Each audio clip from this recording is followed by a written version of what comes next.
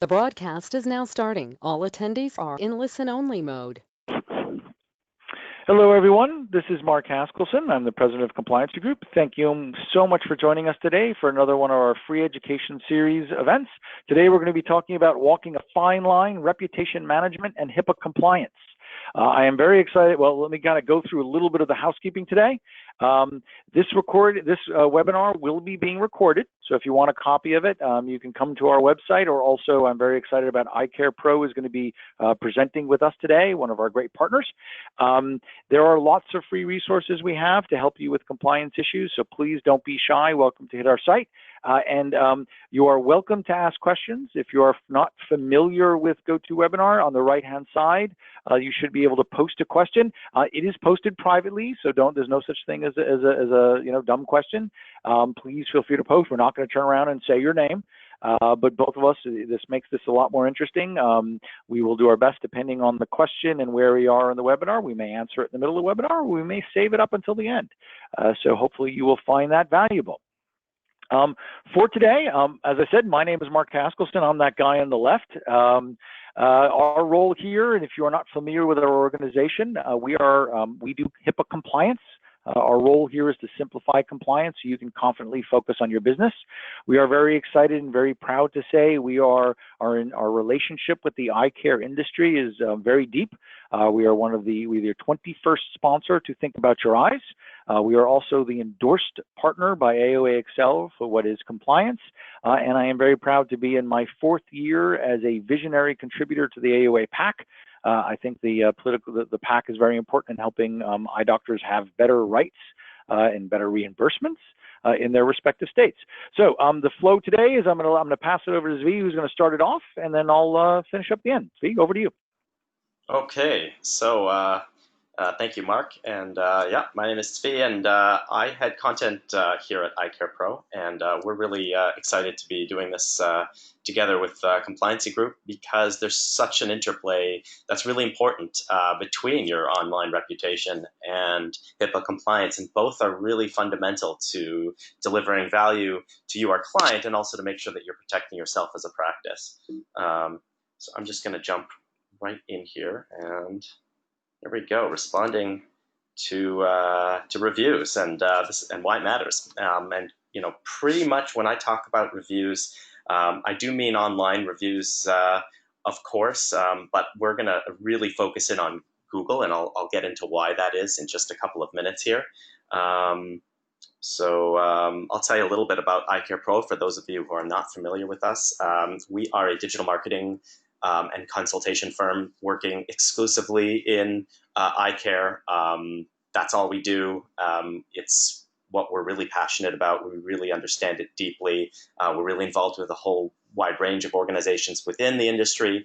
It's where we are, it's where we live, it's where we breathe. And we have over 1,600 optometry clients after nearly 16 years in the business. So we're not newbies by any means. And we're big believers in delivering client value. That's really what it comes down to. It's why we don't use contracts. Everything we do, whether it's talking about planning your next trunk show or making sure you show up prominently online, which is quite crucial for your bottom line, is value driven. So that's what we're all about. And we want to help, regardless of whether you're clients or not. We want to put out as much information out there as we possibly can to help practices grow. So I'll talk a little bit about why reviews are so important. And this is where that interplay is with HIPAA compliance, because how you manage your reviews is really important for your online reputation. But you also need to keep yourself protected, and I'm sure Mark will go into that in more detail. But basically, reviews play two very different yet very, very much tied together facets of function for you. And one is that your SEO results depend on reviews to a certain extent. Your Google algorithm takes a look at how much reviews you're getting. And then from the human perspective, this is the first thing that will differentiate your practice from anyone else who's at the top. So if you want to really seem like the place to go, you've got to be proactively building up a nice number of reviews and show some interaction there. Leaving it at 5 reviews from 10 years ago was really not that impressive to anybody. So we're going to talk a little bit about how to generate more, how to respond to reviews, and then how to walk that fine line, as the title says, which I think Mark will take over a bit for as we get there. So here's what here's where the interplay between SEO and reviews, come into play so much. And then here's some fairly recent stats, and they just keep trending more and more towards the online realm.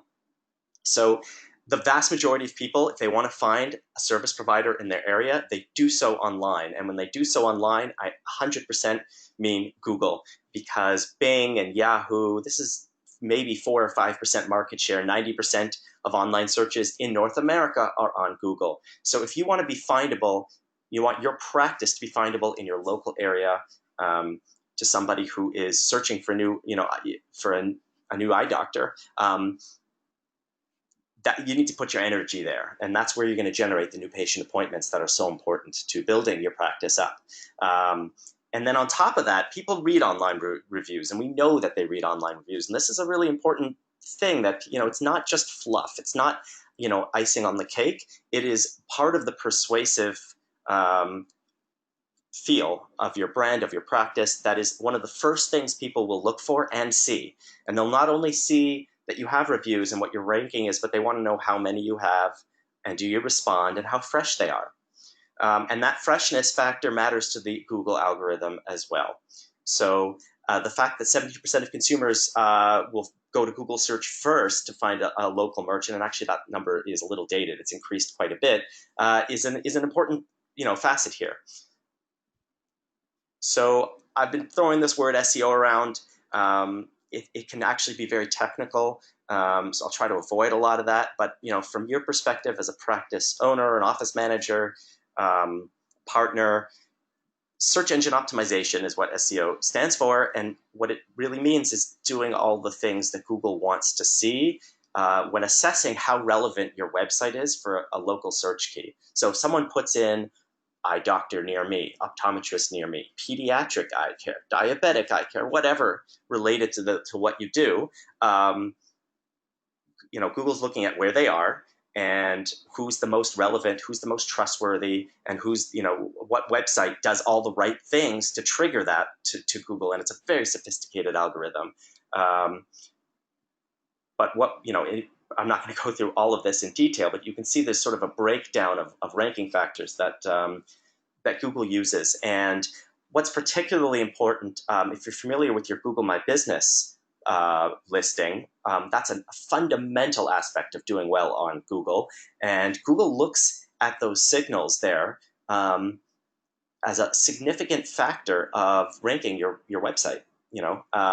How far up the page, and people do not go to page 2, and even to the bottom of the page. The bottom of page 1, it gets very, very little eye traffic. It's that top 3 in the map. It's maybe the first few organic results where the real money is. And the other is review signals. And Google wants to see that, coming in from a number of sources. They want to see that you have reviews. But more and more, Google's shifting to emphasize Google reviews specifically.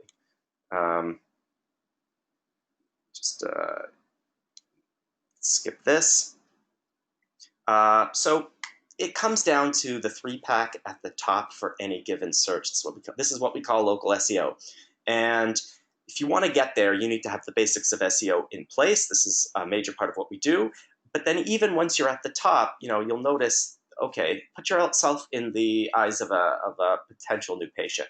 You're looking for someone who does dry eye treatment. Okay? You haven't checked out the website yet, but you've plugged it in. You live in Tulsa, Oklahoma, so you've plugged that in. This is the 3 at the top that you're getting. Okay, what differentiates them? Oh, this guy's got 5.0. Okay, but it's based on 3 reviews. Okay, EyeCare for Tulsa, 3.5. That's not so fantastic. Harold Eye Care downtown, 56 reviews at 4.9. That makes a huge difference. And the data is really clear that people will generally pick that person, 7 times out of 10 out of the 3. So it's a pretty significant factor in people's consciousness. And the fact you have reviews there makes it more likely that you show up here in the first place.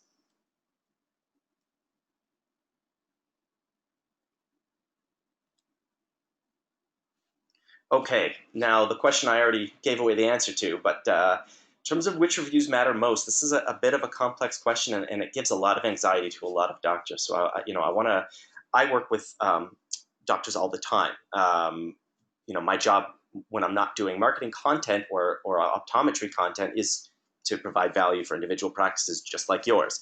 And this is a conversation we often have. Should I be worrying about Facebook, Google, Yelp? And so here's a couple of things. Yelp is no longer all that relevant like it used to be. A few years ago, Yelp was really, really important. People would search only in Yelp. And it used to also be that Google would aggregate the different reviews right in the information they'd show about your business. So if you searched for your practice and it showed up on the right-hand side, once upon a time you'd see, how many Facebook reviews you have, maybe your solution reach if you have solution reach. You'd immediately see the Yelp listing, and that was very important to people. And that's really changed. Google prioritizes its own reviews, and they've done that ever since they yanked reviews out of Google Plus and made it part of your Google My Business listing. And Google Plus is pretty irrelevant and for the most part shut down. So I wouldn't even worry about that at all. Basically, you want to make sure you have a few good reviews and that your average is decent on Yelp and on Facebook, and that you are responding to negative reviews on every platform. However, there's a law of diminishing returns that applies to any other review service that's online. As for solution reach and the like, it really has no marketing value anymore. But the Google reviews are where it really counts, because that continues to add to what's called signal traffic signals to Google. It shows that your Google My Business is used by people, that there's interaction and freshness and relevancy, and those are things that Google loves to see when assessing which website should be placed first, second, and third, and then then further down. So that's why if you're going to focus on one thing, it should always, always, always be Google. And I'll put it bluntly, working to proactively generate more Google reviews is probably the single most important thing you as a practice in-house are doing for your marketing. So, and here's why, if you feel that you have a great website and that's enough, there's nothing necessarily in place to make sure that you're findable. That's where the SEO comes in. SEO, depends on the hierarchy of the website, the content on your website, your online business listings, your reviews, your Google My Business. That's how you show up, not the website itself. But then once they've made that search, and the vast majority of people, again, are using Google, they look at your reviews, and it's only then that they choose to either call you straight from Google, in which case they don't even go to your homepage, and that happens more often than you'd think, or they go to your website and want to learn more. They see who you are as a brand. They go to the different pages that might interest them, content-wise. What services do you offer? What insurances do you take? And then they choose to book an appointment or to make a phone call. But this second piece here of the Google reviews is really significant. Not to put too fine a point on it. So the question then comes: how do you generate reviews? And one of the things that we found ourselves at EyeCarePro coming up against was a real reticence by the patient communication tools, the solution reaches, the demand force. They really wanted to prioritize their own reviews, which, as I mentioned, had very little marketing value because Google doesn't really look at them. They're not shown prominently. They are at best feedback for you, or something people can see once they come to their website, but getting them to the website takes work in the first place. So we decided we do have a suite of apps that are useful for our practices to update their website and manage their reviews. So we do have a review app as part of that, and this is basically what it looks like. It's extremely simple. You enter in the patient mobile phone number and you press send. And it sends them a live link to leave a 5-star review on your Google page. And all you have to do is ask, did you have a good experience with your eye exam today? Were your glasses fit to your satisfaction today? The verbal ask is important. You're going to get a much better response, and it's better for HIPAA. I'm sure Mark will comment. They say yes. You say you have your staff trained. You say, on the spot, I'm so glad to hear that. You had a good experience with us. If you don't mind, I'm sending you a text. Please follow the link and leave us a nice review on Google. They often will do it on the spot. And I have seen practices go up from a mere handful of mediocre reviews to many, many, many 5-star reviews. And that has made, at least anecdotally across dozens of practices, I can tell you that it's made an impressive difference in new patient numbers generated. So responding to reviews. People often ignore this, or they only respond to the negative reviews. And the fact is that responding to reviews shows activity on your Google My Business. Again, I'm talking about Google reviews. From here on in, that's all I'm talking about when I talk about reviews. For people who had a good experience, you're now taking that fantastic patient experience and extending it out of the office by responding positively to their positive review. People like the feedback to their feedback. Now, if you've ever seen your Google reviews, they're not listed chronologically unless you list them that way. They're actually listed by by relevance, and how Google assigns that is not exactly clear. But I'll show you this example here. It tends to default to most relevant. If you are only responding to the negative reviews, it could be that that's what will show up highest because it has the most activity around it. So it's important to respond to everything on a whole wide range of levels, the good and the bad. You'll see here that this is a practice that has generated a ton of reviews in a year and a half using the app, and it's been a huge benefit for them. I'm always sort of warning them not to get into any explicit details if you're reading the beginning of the response here. It's kind of a gray zone HIPAA-wise. I'm sure Mark will jump into that more. I always suggest very general responses, even to people you absolutely love. But that's something that I'll certainly want Mark to speak to a little bit more. But you don't want to, from our perspective, we always counsel a very, very conservative approach to HIPAA because we want to deliver, maximum return, not lawsuits, not problems from bottom feeders. It's always better, you never know when you're going to a nasty letter from a lawyer who's just trying to shake you down. It's always better just to avoid that. So I'm just going to quickly give the rundown on how we counsel people to respond, and it's generally be general. To a nice review, you could keep it really simple. Thank you for your kind words. I'm glad you had a good opportunity. Some people go, much greater length. You can actually download this whole, I'm not going to read this whole thing because we have a whole top 10 responses that you can download from one of our ebooks. I'll share the link to at the end of the webinar. But just keep on top of it. Make sure you're proactively requesting that people leave reviews, and always respond to reviews. You don't have to go back and leave reviews and leave responses to reviews from 8 months ago. But moving forward, maybe a month ago and then onwards, you should be a little bit more diligent about it. For all the reasons that I've said, the more activity you have on your Google My Business listing, the more Google sees that as positive, as reliability and relevance. Here's a fun. You can go all out if you'd like. Here's a funny one. The person appreciated the wonderful aroma of peppermint in the office, and they said, we're glad you had such a wonderful experience with the doctor, and we like the peppermint too. However you want to go, just don't get into patient specifics. Don't be, it shouldn't be like, I'm so glad I could help you out with that scratched eye. That's not where you want to go. Now, when it comes to bad reviews, what people often forget when responding to bad reviews is they think it's an argument about facts, and it's not. You don't want to go there. No one wins an argument online. Everybody loses. What you're showing is actually, you don't really care about the original poster. You want other people to see and understand and take in that you take patient concerns seriously. So the best thing to do is, thank them for their comments, ask them to reach out to you directly so that you can resolve it to their satisfaction. And if they brought up an issue, let's say the quality of your frames, the way you bill. Answer it not specifically, but generally.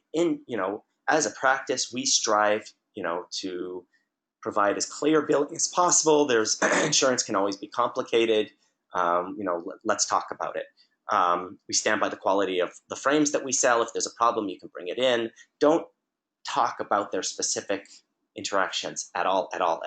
If there's one person who's going to leave, if someone goes out of the way to leave a negative review, the person is also more likely to make a stink about any kind of HIPAA violation if they know about it.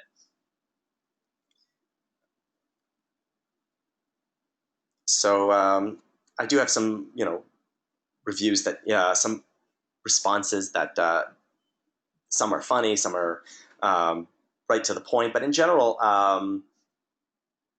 here's an example. The person says, I had a hard time with with my contacts, and he felt that he was treated poorly and had his property broken. And just thanks for your feedback. We strive to provide exceptional optical service, focus on quality. We stand by our products. Please contact us directly or drop by our office at your earliest convenience. We'll do our best to make it right. That's it. Don't get into any specifics. And one of the reasons it's so important to proactively generate reviews, as I was saying, is because people don't go out of their way to leave a nice review unless they're very, very, very kind people and conscientious people. Most people just go about their business feeling great. So even if you have 99 out of 100 patients walking out of your practice feeling really great about the patient experience, very few of them are going to actively leave a positive review unless you're actively making a proactive attempt to ask them for it. But people who have had a bad experience or feel like they had a bad experience, it's almost always an insurance issue. You know that, I know that. They're going to leave a nasty review. They'll go out of their way to leave a nasty review. And that can quickly tank your average. If you show up on that, you've got great SEO, you show up on the terms you want to show up for a local eye doctor, eye exam, a specialized service that you offer, vision therapy, whatever it is. If they see that and then they see, 3.5 stars, that's a red flag for a new patient, and they are much less likely to choose you. Okay, so I'm going to hand this. All right. Yeah. All right, Mark. Thank you. Great job. And I was tempted to jump in there on a couple of the compliance, but I figured I would let you roll through, and I would do it all in one shot. Fantastic. Okay, so I'm going to talk a little bit about HIPAA, but specifically how it relates directly to your, let's call it HIPAA compliant marketing, right? And how you share data to your patients, with your patients, in what is today's world, which is obviously far different than it was in the past. Okay, so one of the things I like to do is talk about, if you really take a moment and step back and think of patient loyalty, there are all sorts of predictors that are well known, and if you think of some of the big brands in the United States, they really tie to 5 specific things. The overall satisfaction of the service you provided, that's kind of common sense. But then you start seeing, and this is where the intersection of why I think what these topics and my topics intersect is reputation. All right. And as you saw some of the statistics, people are now far, it used to be that you only trusted your friends and family about referring to a medical professional. In today's world, I think it's 76 or 82% or something of the people now trust an online review as much, if not more, than they do a personal recommendation. Okay.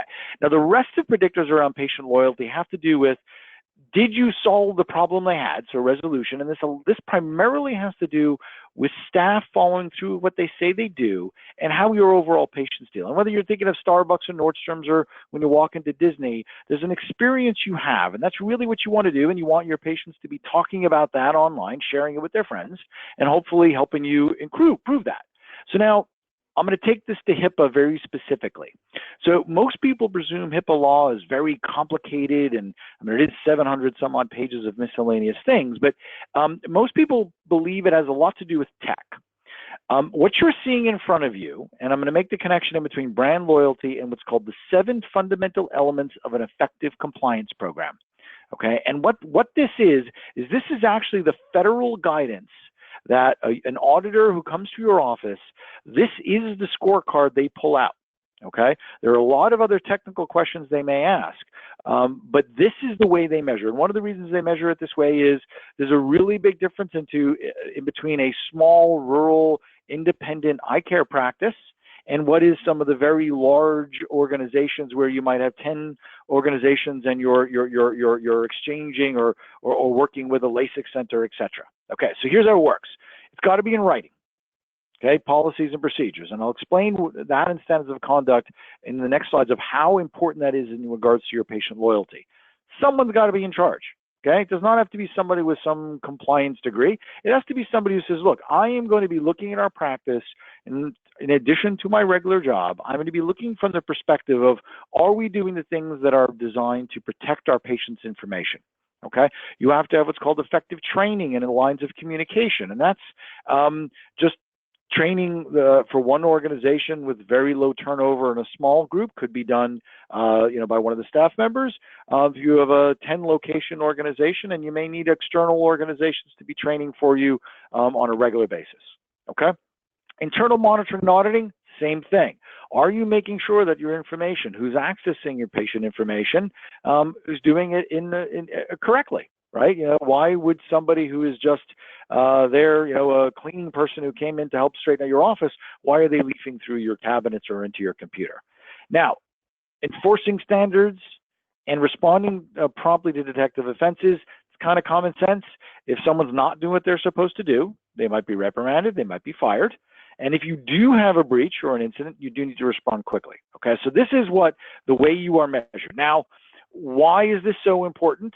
Is that although the average patient does not necessarily understand everything about HIPAA law, okay, especially in eye care, I think because half of your business, if not more, is actually retail, the selling of frames and lenses, that your patients look much more like consumers, which means they're getting more educated about the issues. So the unfortunate reality is 68% of the people are not confident that you are protecting their information.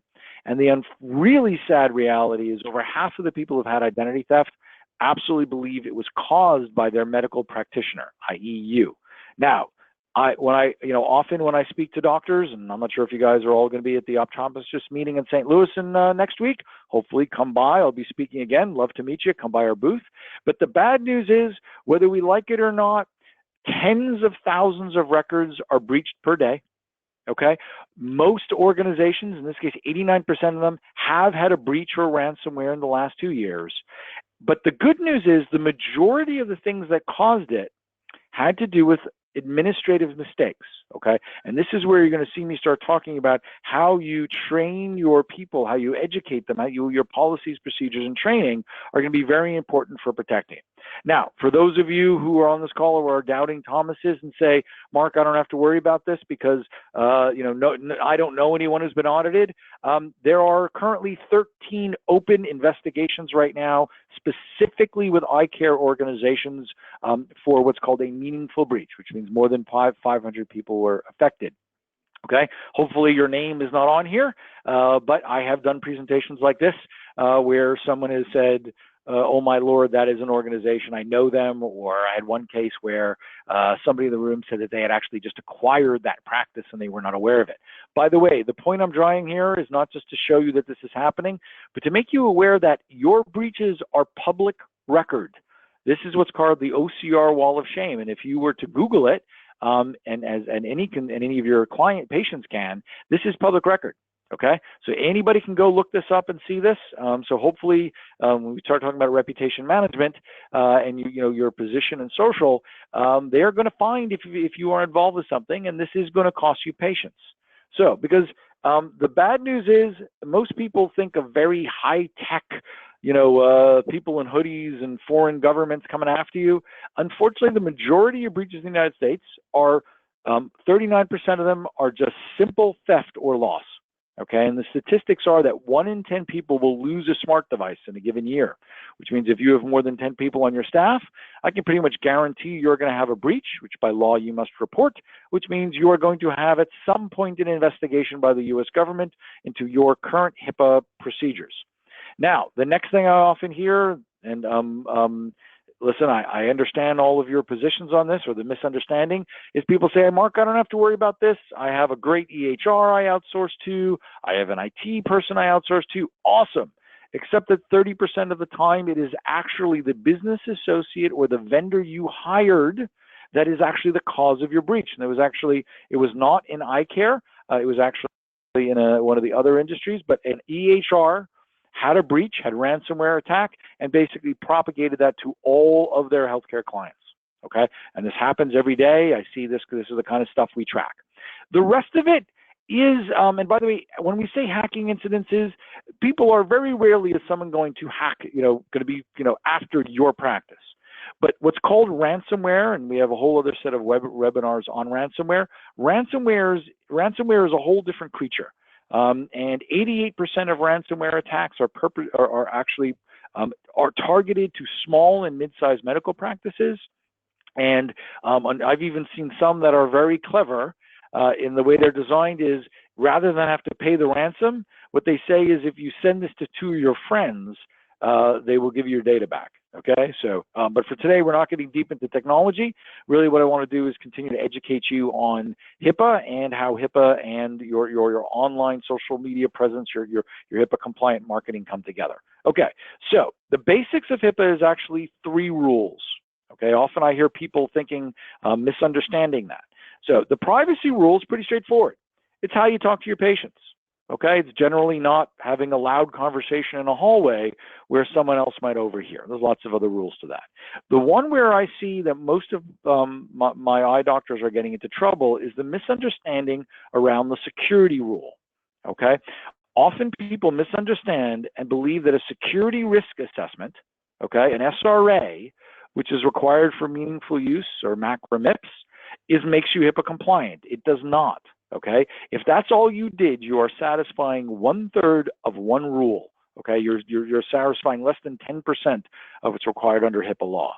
Now, the rest of HIPAA law has to do, or audits have to do with your physical, administrative, and privacy audits. Okay. Now, you noticed earlier, tie 2 things together, 89% or 86% of breaches were administratively caused, which means if you do this right, okay, going back to that conversation around patient loyalty and what drives it is, the more educated your employees, okay, the clearer the policies and procedures that they are supposed to follow, the better trained they are, the better they're going to serve their patients, the better they're going to, and the happier your patients will be, and will drive up your patient retention and the profitability of your firm. Okay. Now, the third part of HIPAA has to do with called the omnibus rule. This is probably the real reason why all of us care so much about HIPAA today is the omnibus rule went into effect only a couple of years ago, and it said 2 specific things. Well, it actually had 3 specific effects. Okay, one is they really stepped up the funding for what is audits. Okay, but 2, the reason they did was that around 2 things. They changed the law saying that any breach or incident that occurs in your practice, you must report to the U.S. government. Okay. Now, a lot of people don't report, and I warned you that that is a big mistake. If they catch you not reporting, the fines are rather steep. Now, what they're really after is what's called a meaningful breach. And a meaningful breach means you had more than 500 records compromised. Okay. And in that case, they're going to want either way, the law says you must investigate and then report the appropriate answers, or how what was the problem, how you remediated, who was affected to the U.S. government. Now, the big thing that has to do with vendors, right? We started saying how a lot of this has to do with the 30% of the breaches are caused by the people you hired. Okay, because of that, the U.S. government said 2 things. They expect you before, notice I said before you share information with a vendor. So for example, EyeCarePro is one of our clients and has what's called a seal of compliance, which means you can confidently share information with them because there's 2 parts to being HIPAA compliant, right? One is the business associate agreement. The law says you have to get a contract. The agreement has to say, I think there's a lot of data that can be in there, but really what it says is if that both of you understand that the law is the law, and that you are responsible for yourself. Okay. So in other words, a lot of people think, well, don't worry if I get, if I have a breach, I have cyber liability insurance, or I'm going to, don't worry, my IT person is going to be responsible for it. It's not the case. If you have a HIPAA breach, no matter what contract you have, no matter what legal stuff you have, etc., you are responsible for what you and your staff do. Okay. The last thing is called a technical due diligence. This is equally important. It's making sure that before you share that data, the PHI, the protected health information, that there is that you've confirmed that that organization truly has the technology in place to protect the information that we're talking about. Okay. So now, next thing. I talked a little bit about security and compliance, and I've mixed these two things together, okay? But here's how it all really comes together. If you are doing just the security risk assessment, okay, what you have is you're addressing the items on the left-hand side, okay? Now that is awesome, that is important, but the problem is if you were just doing a security audit and then remediation and maybe some policies and procedures, you're neglecting to do the rest of what's required under the law, okay? Now, I'm going to stress this again. If you are HIPAA compliant, what you've done is the benefits of this is you've addressed where your risks are and you've fixed them, okay? Which means you are in a position where you are going to be more, you are ultimately improving the way your practice runs, usually makes you more profitable. We see about 15%. Okay. The second thing is because you've got policies, procedures, and you've trained your people really, really well, they then serve your patients better. So your patient loyalty and your retention goes up, ultimately, once again, affecting profitability. And for those of you who are interested in either retiring and selling your practice, or maybe you're interested in being involved with private equity, the feedback we get from the private equity firms we work with is that organizations that are known to be HIPAA compliant are who they prefer to acquire. They're more profitable, they work smoother, etc. Okay, so real quick, it's 6 audits that are required every year. You need to identify your gaps. You then have to remediate those gaps. Some will be security related, some will be related directly to policies, procedures, and training. So you must have not just security policies, but you have to have administrators, privacy, and security policies and procedures. You need to have also HIPAA training. Those things need to be a couple things that have to happen every year. The audits and your individual employee attestations. A lot of people get in trouble is because they're like, hey, 3 years ago we did an audit, or 2 years ago we did a HIPAA training.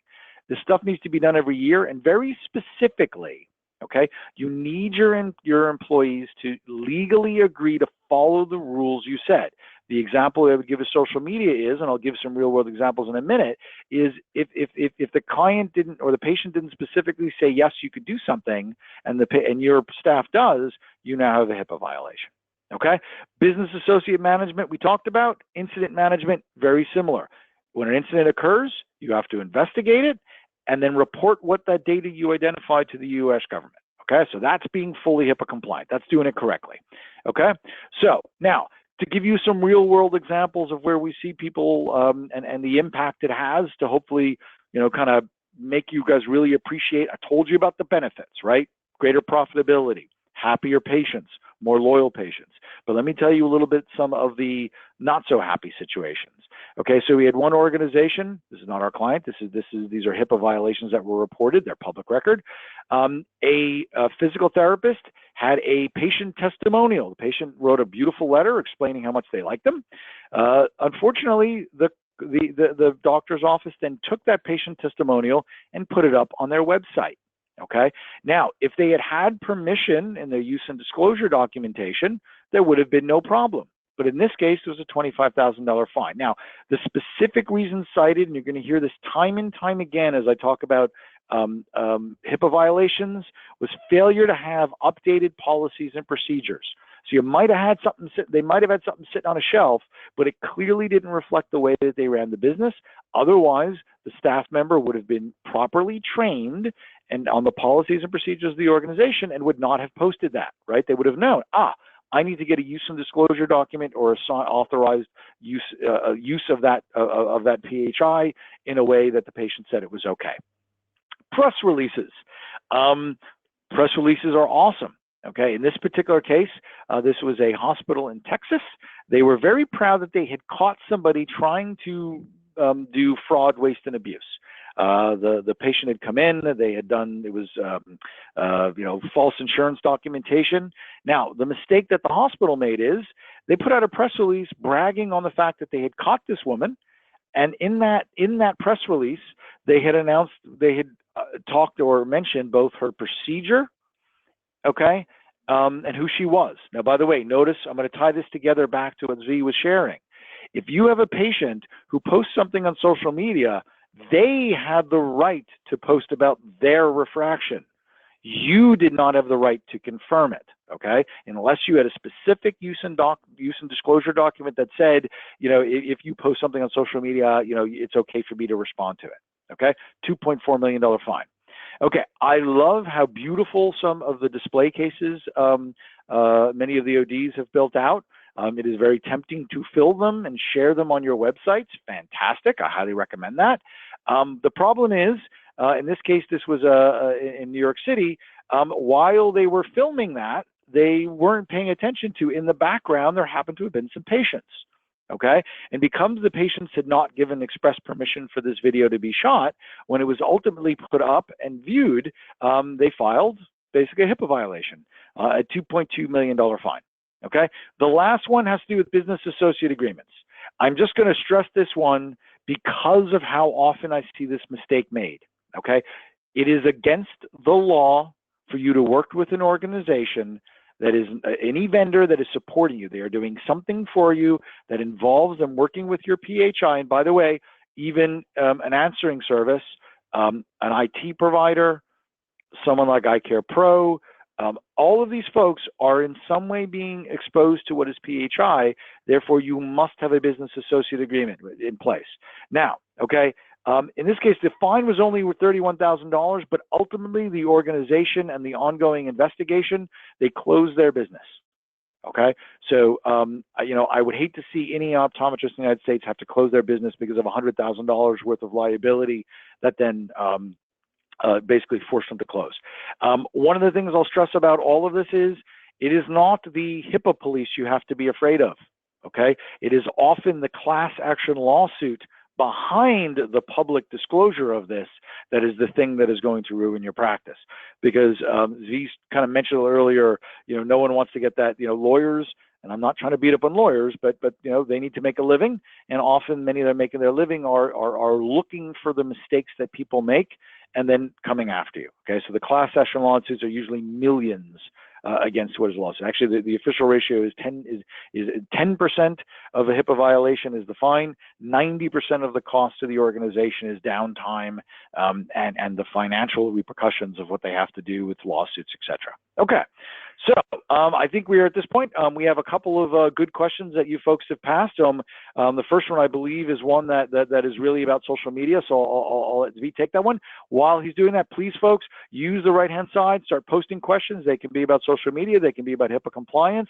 Don't be shy. We're here to help you. So, Z, I don't know if you want to take that first one. Sure. So I accidentally deleted, I think, the first one that came in.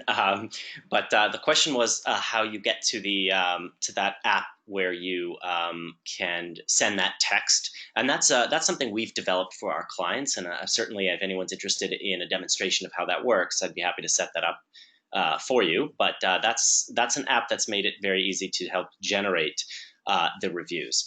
Now, Lisa asks.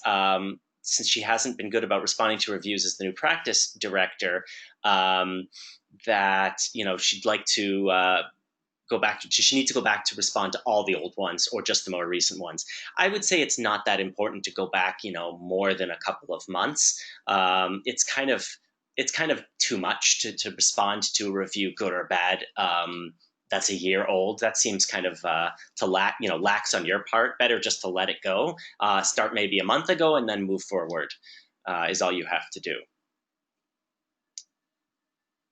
Anything else coming in? Send them our way. Sorry, let me take one of the ones that came in. This is more around, and V, you had talked about it, as tempting as two things, right? The question was, how do you respond to negative or positive reviews online, right? Stay anonymous. What I mean by anonymous is if they're talking about their experience with you, they can. It's their information. But you don't want to be in a position where you are confirming or denying. So it's great to say the person talks about the experience they had in buying frames or a refraction, whatever it is. That's fantastic. What you don't want to say is, we're so glad that we were able to do that refraction for you last Tuesday, et cetera. What you want to say is, thank you so much for the positive feedback. We really appreciate our customers. We try really hard to make sure the experience you have in our location was a wonderful one. Great answer. Okay. Negative reviews. Okay. You do not, and we made this point, when I say to people, have you ever gotten into a disagreement with your significant other or your children around something? If you do it via text, it always ends poorly. Now, when you do it in public, it not only does it end poorly, it often ends in far more trouble for you, okay? So same thing with negative reviews from a HIPAA compliance perspective. What you want to say is not confirming or denying. What you want to say is, thank you for this feedback. We take customer service very seriously. Please contact the office directly. Or if you'd like to private message me, for example, here's an email address you can message me directly about. Okay, and those are the kind of things that you want to do that are very positive but neutral, that allow you to address this. Okay, so I think there's a couple more that came in that are more to you. Sure. I'm seeing questions about whether it's it's better to have the staff or an owner respond. As long as you're keeping your response extremely general, just like Mark is pointing out, don't, not, I'm so glad I could help you with, your cataract surgery or whatever it is, if you're doing surgery, or the co-management or whatever it is. But, we strive to always, provide an amazing patient experience. As long as it's general, it doesn't really matter, but it should be generally the way Google works is you're responding as the practice, but there are different, you can, sign it physically with the, as you write the response, you could state who it is. And often I see the doctors do that. And I think that's actually just fine. Unless, Mark, you have anything to add to that. No, that's perfect. Okay, so one question is, some folks, by the way, just a reminder, this will be available. It is being recorded.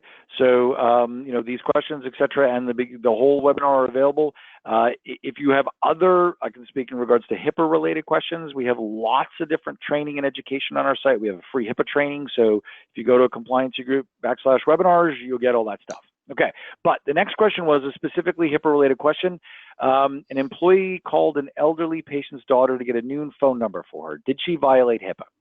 Okay, elderly, so the legal relationship of children taking care of their parents, and or of a child becoming an adult.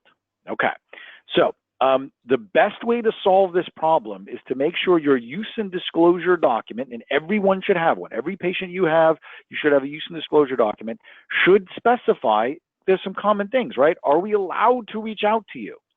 Are we not allowed to reach out to your, to your family members? You can ask that type of question in an emergency. If we can't get a hold of you, are there other people that, are we allowed to reach out to other people in your family? Okay. Doesn't mean, by the way, I would say, you didn't break the law here. Okay. Because in the end, one of the ways you want to think about it is from the perspective of, you were just trying to serve your patient better.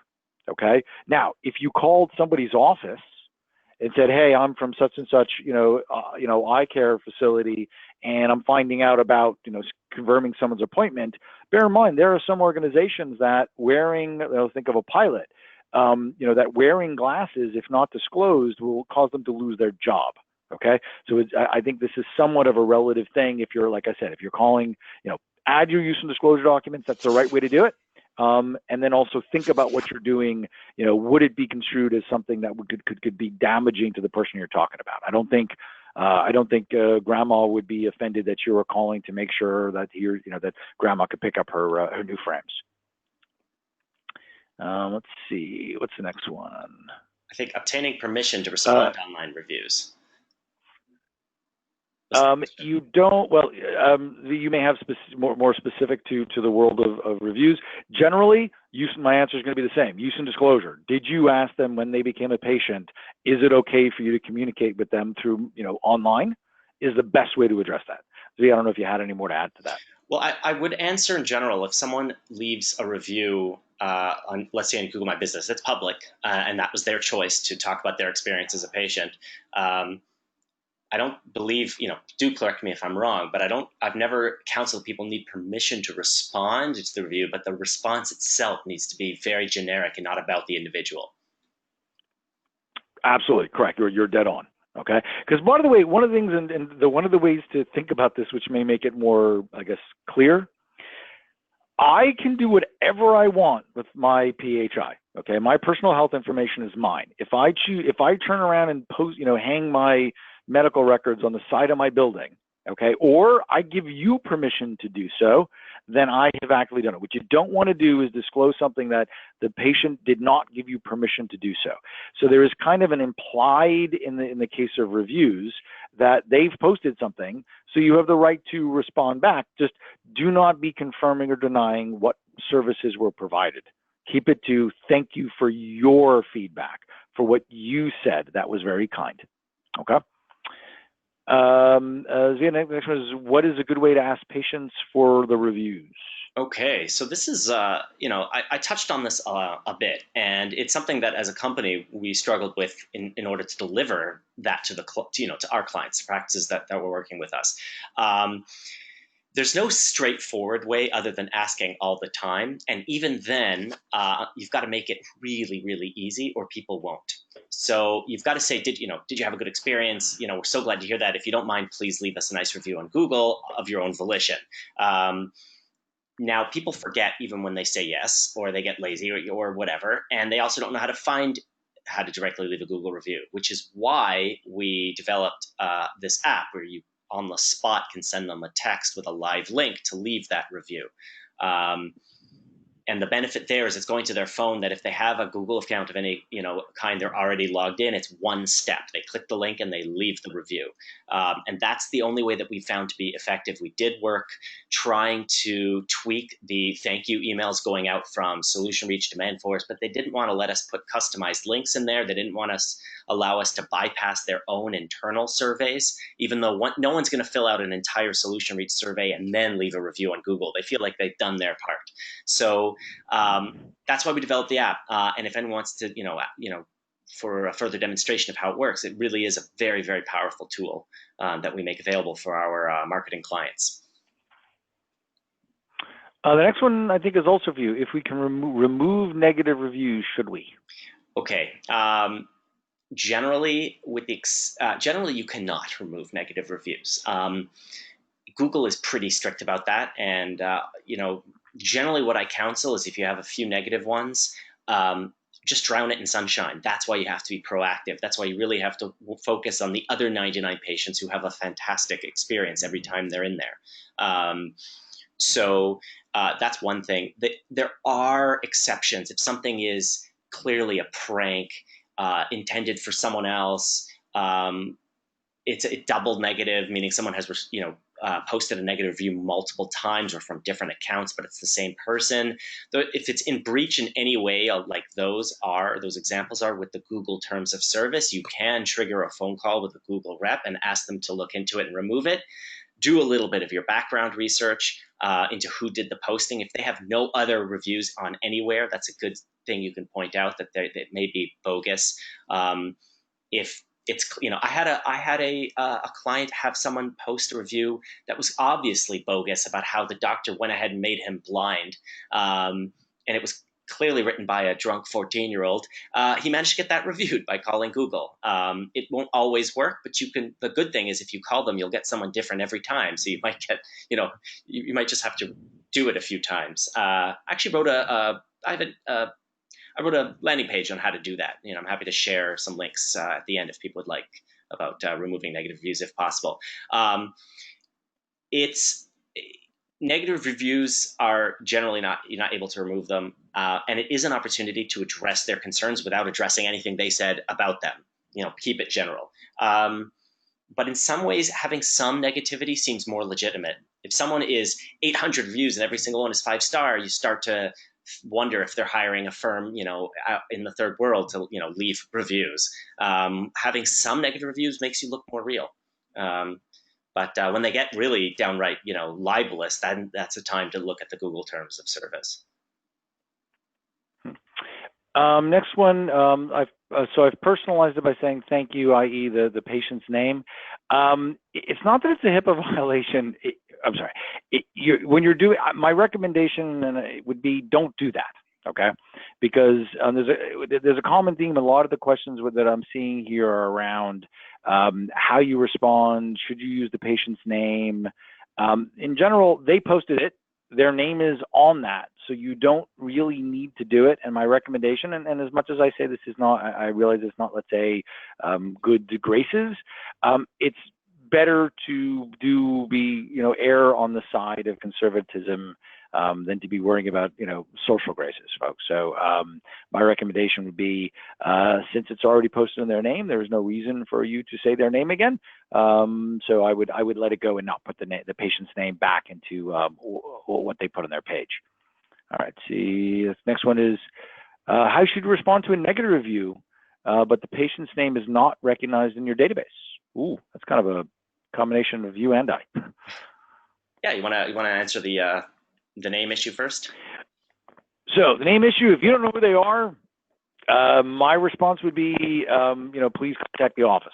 Thank you for your feedback. Contact the office. And I've actually had many clients have this problem. The patient reviewed the wrong practice. Okay, so same thing over and over again here. You're going to need a comment. Be polite, be courteous, be anonymous. Thank you for this feedback. We value it. Here's the contact information for us to resolve this for you. Yeah, I don't know how you feel about it. I feel the same way.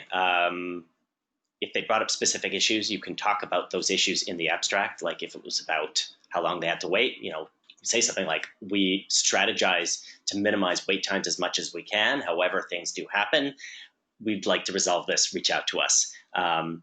I used to advise, I used to have clients who, we'd be like, well, you should state that we have no record of you being a patient, but I have learned in my work in this that is a HIPAA problem. So I don't recommend that.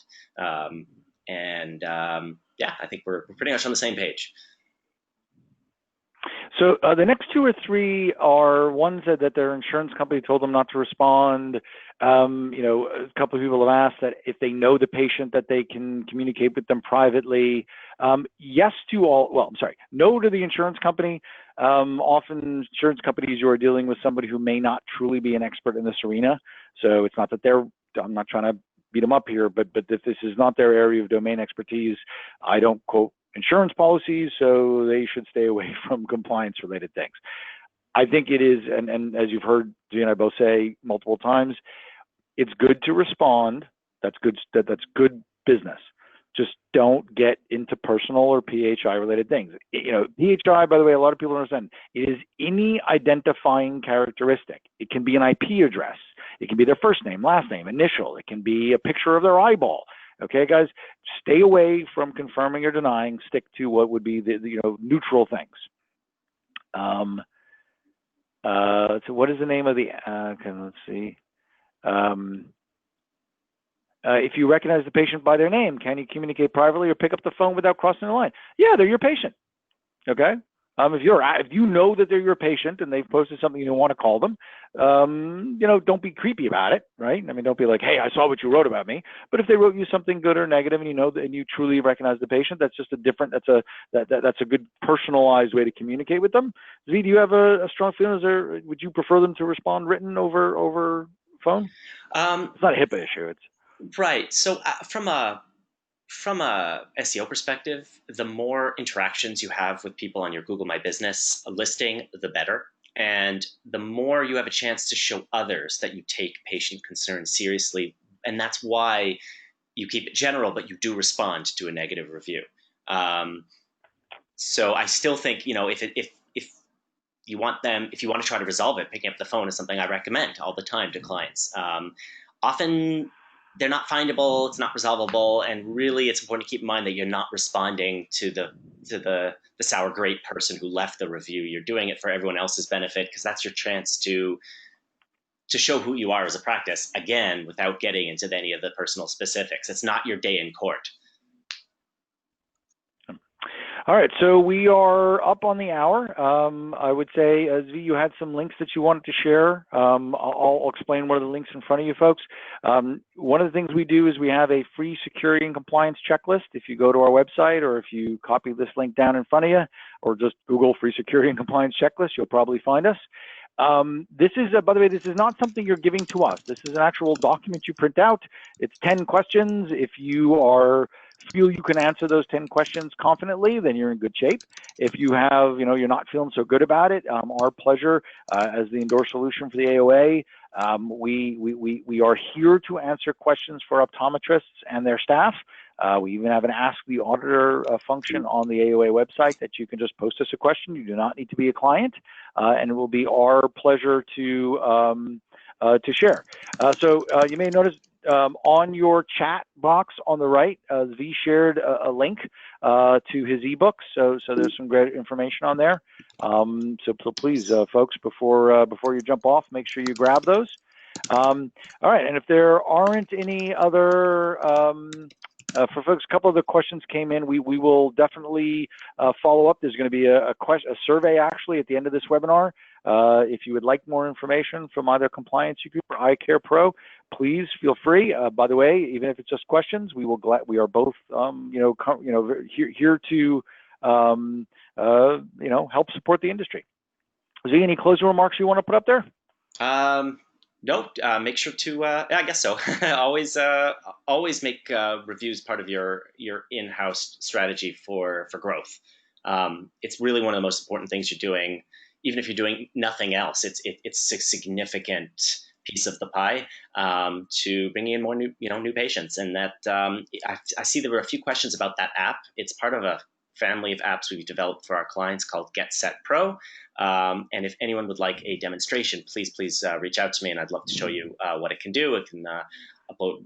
You can also update your frame lines, set up campaigns, update your insurances, make minor changes to the website, etc., etc.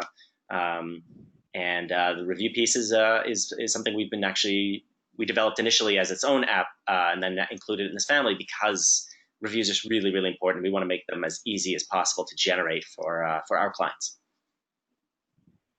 Good. All right, everybody, we greatly appreciate you spending time with us. I hope you found it valuable.